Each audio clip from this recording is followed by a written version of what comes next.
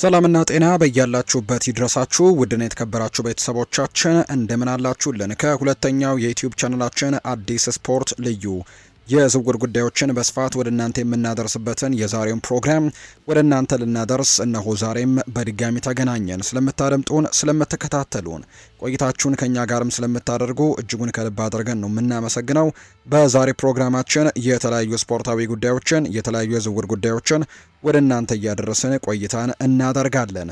ታዲያ እናንተም ከኛ ጋር ቆይታን ስታደርጉ ያላችሁን ሀሳብና አስተያየት ኮሜንት ቦክስ ላይ ልታጋሩን ትችላላችሁ። ቪዲዮአችንን ላይክ፣ ቻናላችንን ሰብስክራይብ እያደረጋችሁ ከኛ ጋር ቆይታን አድርጉ። በዛሬ ፕሮግራማችን እኛም የማንቸስተር ዩናይትድን፣ የአርሰናልን፣ የቼልሲ፣ የሊቨርፑል፣ የማንቸስተር ሲቲ እና የሌሎችም የአውሮፓ ታላላቅ ክለቦችን የተመለከቱ የዝውውር ጉዳዮችን ወደ እናንተ እያደረስን ነው ቆይታን የምናደርገው። እስከ ፕሮግራማችን ፍጻሜ ድረስ አብራችሁኝ እንድትቆዩ በአክብሮት ጋብዛችኋለሁ።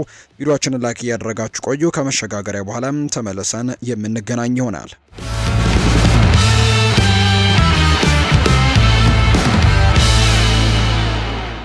የክረምቱ የተጫዋቾች የዝውውር መስኮት ከመዘጋቱ በፊት ጋላታሳራይ በጋብሪኤል ማርቲኔሊ ዙሪያ ጥያቄ በማቅረቡ አርሰናል በማጥቃት መስመሩ ላይ ሌላ ትልቅ ውሳኔ ሊጋፈጥ ይችላል ተብሏል። አርሰናል ባደረጋቸው አዳዲስ የዝውውር እንቅስቃሴዎች ምክንያት የብራዚላዊው ተጫዋች ተመጣጣኝ ጥያቄዎች ከመጡለት ለመሸጥ ዝግጁ ሊሆን እንደሚችል ይታመናል። ሊያንድሮ ትሮሳርድ በሽክታሽን ከተቀላቀለ በኋላ ሚኬል አርቴታ ክሪስቶስ ዞሊስን ከክለብ ብሩዥ በ34 ሚሊዮን ፓውንድ ያስፈረመ ሲሆን ይህም በማጥቃት መስመሩ ላይ የግራ ክንፍ ላይ ያለውን ቦታ ፉክክር ከፍ አድርጎታል። ማርቲኔሊ ባለፈው የውድድር ዘመን በሁሉም ውድድሮች 11 ግቦችን አስቆጥሮም እንዲሁ ሲያጠናቀቅም በፕሪሚየር ሊግ ያስቆጠረው ግን አንድ ጎል ብቻ ነው። ይህ ማለትም በቡድን ውስጥ ያለውን ቦታ ቀደም ሲል እንደነበረው አስተማማኝ አይደለም ማለት ነው። ፉትቦል ለንደን ባወጣው ዘገባ መሰረት ጋላታሳራይ ጋብሪኤል ማርቲኔሊን ለማስፈረም በሚቻልበት ሁኔታ ላይ አርሰናልን ጠይቋል። ሆኖም ግን አርሰናሎች በአሁኑ ወቅትም የ25 ዓመቱን ተጫዋችም በአርቴታ እቅድ ውስጥ እንዳለ አድርገው የሚመለከቱት ሲሆን ሌላ ትልቅ ቦታ የሚሰጠው አጥቂን ሳይተኩ የእሱን መውጣት የሚፈቅዱበት እድል በጣም ጠባብ እንደሚሆን ይናገራሉ። አርሰናል ቀደም ሲል ቪኒሲዮስ ጁኒየርን ለማስፈረም ያደረገው ጥረት ማርቲኔሊ ለዝውውር ዝግጁ ሊሆን ይችላል በሚል የሌሎች ክለቦችን ትኩረትን ስቦ ነበር። የክሪስቶስ ዞሊስ መምጣት በሱ ላይ ያለውን ጫና የጨመረው ሲሆን ግሪካዊው ብሔራዊ ቡድን ተጫዋችም በቅድመ ውድድር ዘመን ከወዲሁ ጥሩ እንቅስቃሴዎችን ያደርገዋል። የጋላታሳራይ ፍላጎት በግምት ላይ የተመሰረተ ሳይሆን እውነተኛ ነው። ቶክ ስፖርት እንደዘገበው የቱርኩ ሻምፒዮን የኤሲ ሚላኑን የክንፍ አጥቂ ራፋኤል ሊያውን ለማስፈረም ባደረገው ጥረት አነስተኛ መንገጫገጮች ከገጠሙት በኋላ ወደ ማርቲኔሊ ፊቱን አዙሯል። አርሰናል የቀረበለትን ጠንካራ የገንዘብ ጥያቄ ማሰብ ይኖርበታል የሚል መከራከሪያዎችም አሉ። አርሰናል ውሉን ለአንድ ተጨማሪ የውድድር ዘመን የማራዘም መብት ያለው ቢሆንም ማርቲኔሊ ግን በውል ስምምነቱ የመጨረሻ ዓመት ላይ ነው የሚገኘው። ይህም ለክለቡ የተወሰነም የሚሰጠው ቢሆንም በአርቴታ ተመራጭ የማጥቃት መስመር ስብስብ ውስጥ ከሌሎች ተጫዋቾች በስተጀርባ የሚቆይ ከሆነ ግን የዝውውር ዋጋው እየቀነሰ ሊሄድ እንደሚችል ነው የሚታመነው። በተመሳሳይ ጊዜም የተሻለ ተከፋይ ተጫዋች ሳያረጋግጡ እሱን ደግሞ መሸጡ ምናልባት ሪስክ ሊኖረው ይችላል ተብሎ ይታሰባል። ዞሊስ በክለብ ብሩዥ ባለፈው የመጨረሻው የውድድር ዘመን በሊጉ 17 ግቦችን በማስቆጠርና 23 አሲስቶችን በማድረግም ድንቅ ጊዜን ያሳለፈ ቢሆንም ወደ ፕሪሚየር ሊግ መመለስ ግን ሌላው የደረጃ እድገት ነው። ማርቲኔሊ አሁንም በአርቴታ ስልት ውስጥም ፍጥነትን፣ የማያቋርጥ ፕረስን ማድረግና ጠቃሚ ልምድንም ያመጣል። ጋላታሳራይ እጅግ ልዩ የሆነ የገንዘብ ጥያቄ ካላቀረበና አርሰናል ሌላ ከፍተኛ ደረጃ ያለው የክንፍ አጥቂ ካላዘጋጀ በስተቀር እሱን ይዞ ማቆየትን የበለጠ ምክንያታዊ ሊያደርገው እንደሚችል የመረጃ ምንጩ ይፋ እያደረገ እንደሚገኝ ነው ዘገባው የጠቆመው። ክሪስቲያን ኪቩ የሊቨርፑሉን አማካይ ከርቲስ ጆንስን ለማስፈረም ግፊቱን በመቀጠል ይገኛል። ኢንተር ሚላን የዝውውር መስኮቱ ከመዘጋቱ በፊት ዳቪድ ፍራቴሴን አሳልፎ ለመስጠት ተገዷል። የሴሪኤው ሻምፒዮን ከርቲስ ጆንሰን ዋና የዝውውር ኢላማቸው አድርገው የለዩት ቢሆንም ዝውውሩን ማጠናቀቅ ግን ከፋይናንስ እንዲሁም በቡድን ውስጥ ቦታን ከመፍጠር ጋር በከፍተኛ ሁኔታ የተያያዘ ነው። በመሆኑም ዴቪድ ፍራቴሴ በሳንሴሮ የሚያቆየው ውል እያለውም ቢሆን ለዝውውር ዝግጁ የመሆን እድሉ አነስተኛ እየሆነ መጥቷል። ይህም ጣሊያናዊው ብሔራዊ ቡድን ተጫዋችም ለረጅም ጊዜ ሲከታተል ለቆየውና ሁኔታዎችን በቅርበት እየተከታተለ ለሚገኘው ዩቬንቱስ ሳቢ አጋጣሚን ሊፈጥር ይችላል። ቶክ ስፖርት ባወጣው ዘገባ መሰረት ኢንተር ሚላን ለከርቲስ ጆንስ የመጨረሻና ወሳኝ ጥያቄ ለማቅረብ ከማሰቡ በፊት የፍራቴሴና የክሪስቲያን አውስላኒን እንዲሁ ከክለቡ መውጣት አስፈላጊ እንደሆነ ያምናል። ኪቩ ለበርካታ ወራት በሊቨርፑል አማካይ ላይ ፍላጎት የነበረው ሲሆን ገና በጥር የዝውውር መስኮትም እሱን ለማስፈረም ይፈልግ እንደነበር ተዘግቧል። ፍራቴሴ በ2025-26 የውድድር ዘመን አስቸጋሪ ጊዜን ያሳለፈ ሲሆን 33 ጨዋታዎችን ቢያደርግም በቋሚነት የተሰለፈው በስድስቱ ብቻ ነው። ምንም አይነት ግብም አሲስትም ማስመዝገብ አልቻለም።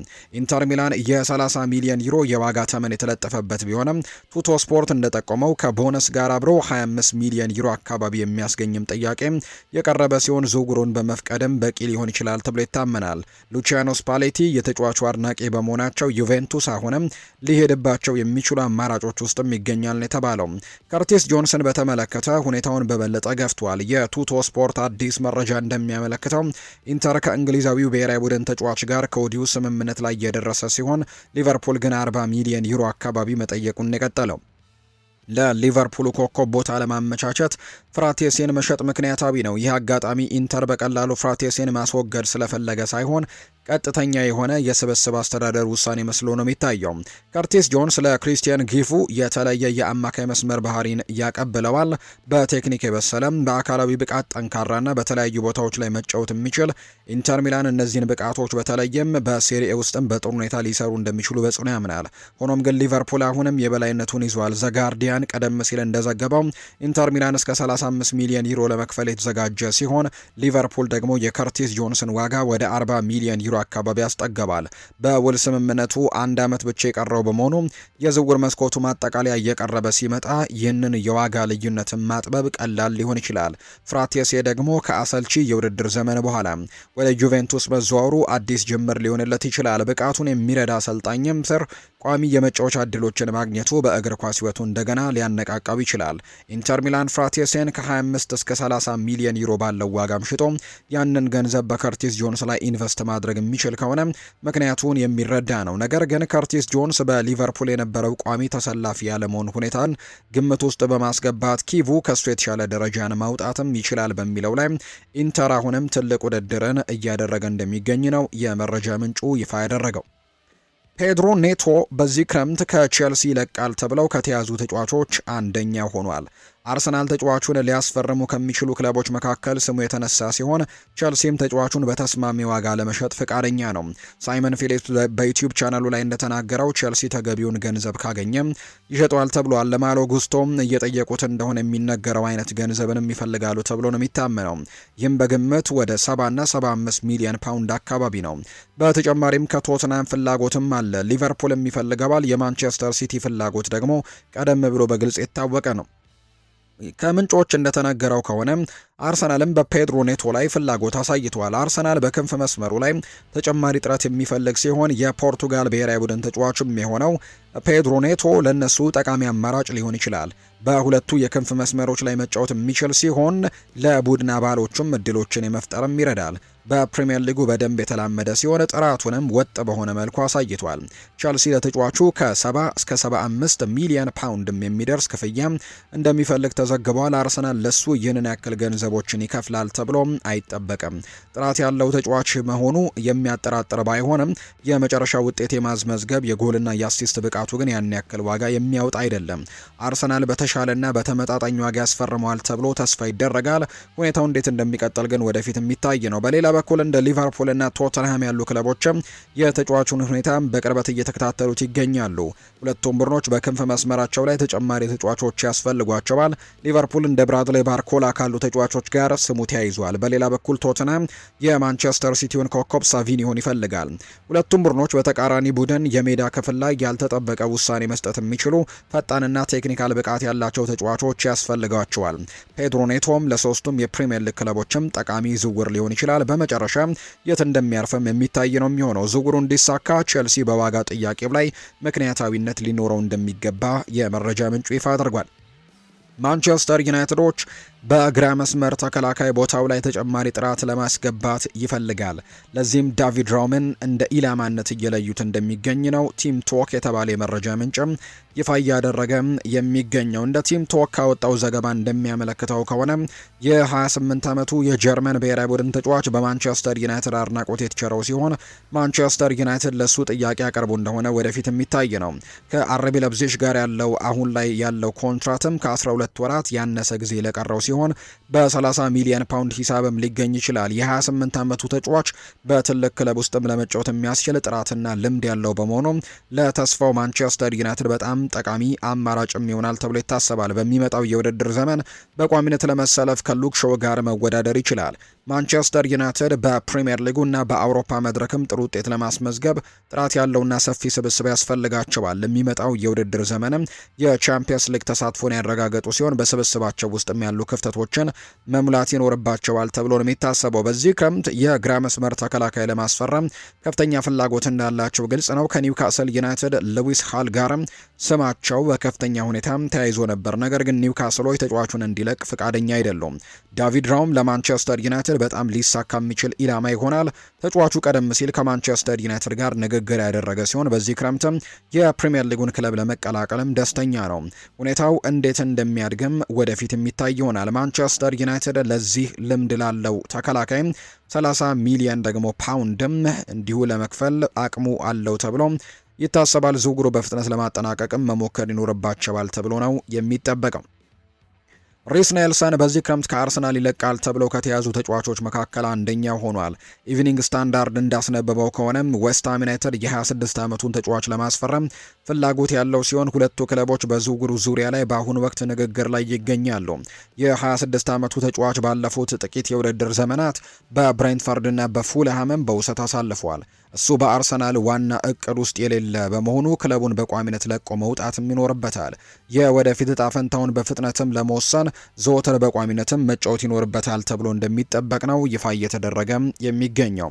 ዌስትሃም ዩናይትድ ይህንን እድል ሊሰጠው ይችላል። አሳዛኝ ከነበረው የውድድር ዘመን በኋላ በጠንካራ ሁኔታ ለመመለስ ተጨማሪ ጥራት ያስፈልጋቸዋል። ዌስትሃም በሚመጣው የውድድር ዘመንም ወደ ፕሪሚየር ሊግ ለማደግ የሚታገል ሲሆን ኔልሰን ደግሞ ለነሱ አስፈላጊ ተጫዋች ሊሆን ይችላል።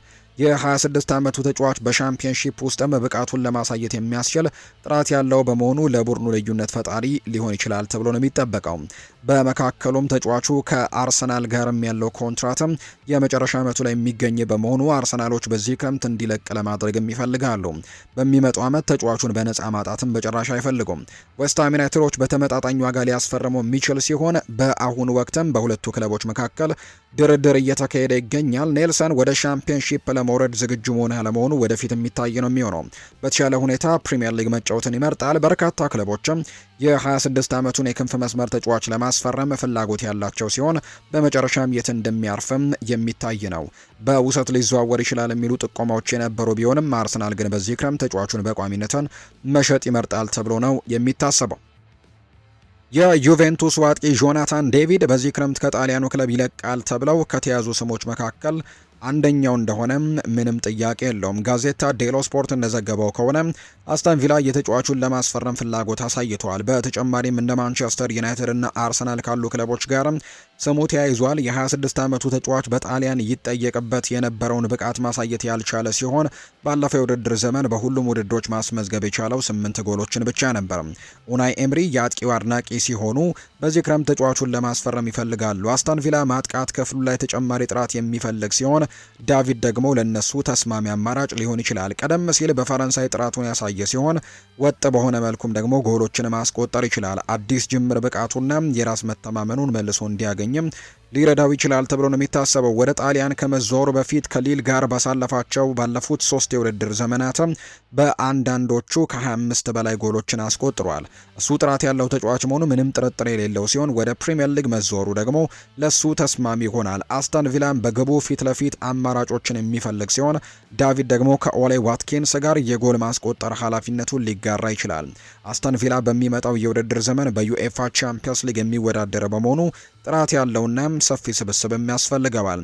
የዌስት ሚድላንዱ ክለብ ፍላጎቱን ወደ ኦፊሻላዊ ጥያቄ በመቀየር ዝውውሩን ያጠናቀቀው እንደሆነ ወደፊት የሚታይ ነው የሚሆነው። ዩቬንቱስን ለማሳመን የሚያስችል አቅም ያላቸው ሲሆን የጣሊያኑ ክለብም ከተጫዋቹ ጋር ያለው ግንኙነት ለማቋረጥም ሊፈልግ ይችላል። ተጫዋቹ በነጻ ያስፈረሙት በመሆኑ በዚህ ክረምትም በመሸጥ ትርፍ ማግኘት ይችላሉ ተብሎ እንደሚታሰብ ነው የመረጃ ምንጩ ይፋ የሆነው። አርሰናል በክረምቱ የተጫዋቾች የዝውውር መስኮት የዩቬንቱሱን አጥቂ ኬናን የልዲዝን ለማስፈረም ፍላጎቶችን አሳይተዋል ተብሏል። ነገር ግን ቱቶ ዩቬ የተሰኘው የጣሊያን ጋዜጣ ባወጣው ዘገባ መሰረትም ይሄ የቱርክ አማካይ በዚህ ክረምት እንደማይሸጥ ተነግሯል። ዩቬንቱስ ከአርሰናል የቀረበለትን የዝውውር ጥያቄ ውድቅ ያደረገ ሲሆን ኬናን የልዲዝ የማይነካ ተጫዋች መሆኑንም ነው ግልጽ ያደረጉት። የ21 ዓመቱ አማካይ ወደፊት ትልቅ ኮከብ ሆኖ ሊወጣ የሚችል ሲሆን ዩቬንቱስ በተቻለ መጠን ተጫዋቹን በክለቡ ለማቆየትም ፍላጎቱ አለው። ወደፊት የዝውውር ዋጋው ከ100 ሚሊዮን ዩሮ በላይ ሊደርስ እንደሚችል የሚነገሩ ጨምጨምታዎች አሉ። የ21 ዓመቱ ተጫዋች ብሩህ ተስፋ ያለው ድንቅ ታላቅ ተስፋ ሲሆን ከጣሊያኑ ክለብ ጋርም ለረጅም ጊዜ የሚቆይ ኮንትራት አለው። ዩቬንቱስ እንደገና የጣሊያን እግር ኳስን በበላይነት ለመያዝ የሚፈልግ በመሆኑ ምርጥ ተጫዋቾቹን ማቆየት የግድ ይኖርበታል። ይሄ የቱርክ እንግዲህ ድንቅ ተጫዋችም በአሁኑ ወቅት በአውሮፓ ውስጥ ካሉ ምርጥ ወጣት ተጫዋቾች አንደኛው ነው። እሱን በክለቡ ማቆየትም ለዩቬንቱስ ዋነኛ ቅድሚያ የሚሰጠው ጉዳይ ይሆናል።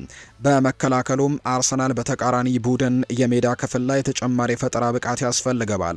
ይሄ የቱርክ ብሔራዊ ቡድን ተጫዋች ደግሞ ለቡድን አባሎቹ እድሎችን ለመፍጠር የሚረዳ ሲሆን ጎሎችንም ማስቆጠር ይችላል። በሁለቱም የክንፍ መስመሮች እንዲሁም በማዕከላዊ ክፍል ላይ መጫወት ይችላል።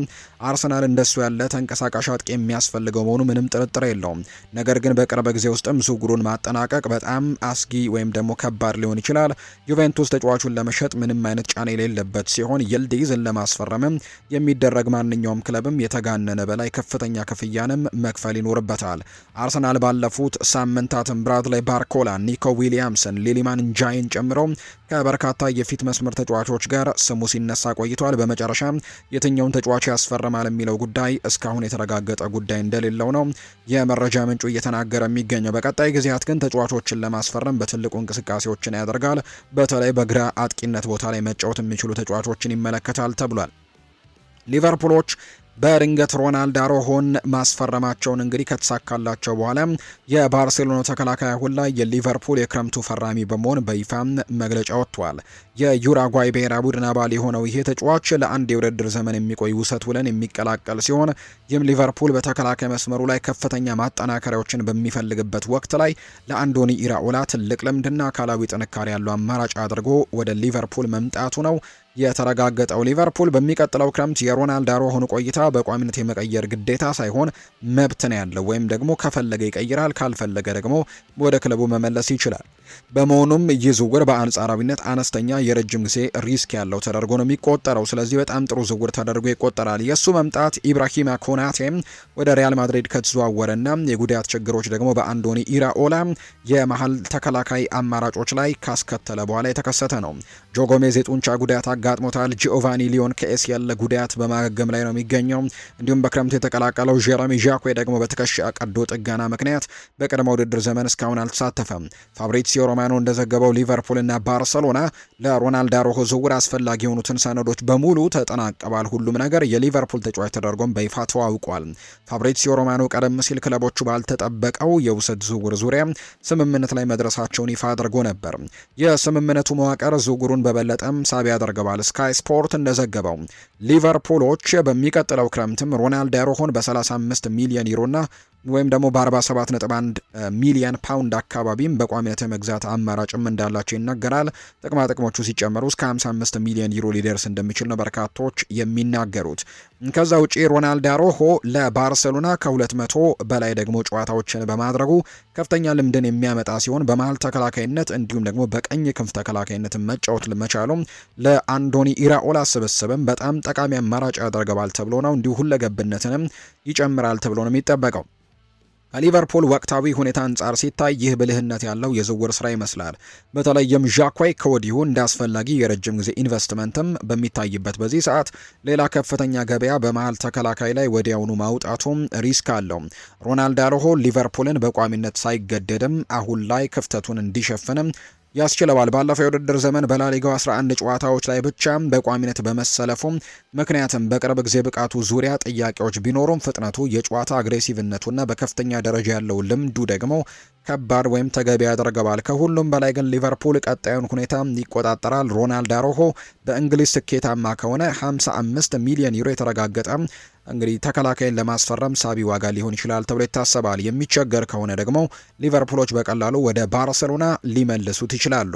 ሌላ ትልቅ የፋይናንስ ግዴታ ውስጥ ሳይገቡ በአስቸኳይ የኋለኛውን ክፍል ዋስትና የሚፈልግ ክለብ ከዚህ የበለጠ ደግሞ ምክንያታዊ መፍትሄዎችን ማግኘት አስቸጋሪ ይሆናል ተብሎ እንደሚጠበቅ ነው የመረጃ ምንጩም ይፋ እያደረገ እንደሚገኝ ዘገባው የጠቆመው። ውድና የተከበራችሁ ቤተሰቦቻችን ይህ አዲስ ስፖርት ልዩ የዩቲዩብ ቻናላችን ነው። እያደመጣችሁን እየተከታተላችሁን ቆይታችሁን ከኛ ጋርም እያደረጋችሁ ስለሆነ እጅግ ከልብ አድርገን ነው የምናመሰግነው። ፉአድ ባህሩ ፕሮግራሙን እየመራው ከእናንተ ጋር ቆይታን አድርግ ያለው የተለያዩ ርዕሰ ጉዳዮችን የተለያዩ ስፖርታዊ መረጃዎችን ያካተትንበት የዛሬ ፕሮግራማችን ይህንን ይመስል ነበር። ቆይታችሁን ከኛ ጋር ስላደረጋችሁ እኛንም ስታደምጡ ስለነበራችሁ እጅግ ከልብ አድርገን ነው የምናመሰግነው። ፉአድ ባህሩ ፕሮግራሙን እየመራው ከእናንተ ጋር ቆይታን አድርግ ያለው የተለያዩ ርዕሰ ጉዳዮችን ያካፈልንበት የዛሬ ፕሮግራማችን ይህንን ይመስል ነበር። በቀጣይ ፕሮግራሞቻችን መልሰን በድጋሚ እስክንገናኝ ድረስ መልካም ጊዜ መልካም ቀን እንዲሆንላችሁ ነው በአክብሮት የምመኘው።